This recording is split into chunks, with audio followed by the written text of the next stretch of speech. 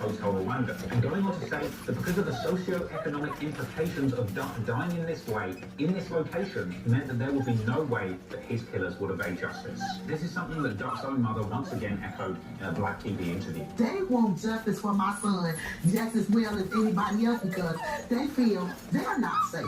If this can happen down here, Duck's mother also vowed to get justice for her son. I want them prosecuted. If they did, they're not gonna do nothing. But for over a year, there was no justice, as Duck's killers evaded all consequences for what they had done. But even more shocking than that, they weren't quiet about it either. Running free in the streets and on social media, soaking up every single drip of clout that they could, just for being involved in this horrific crime.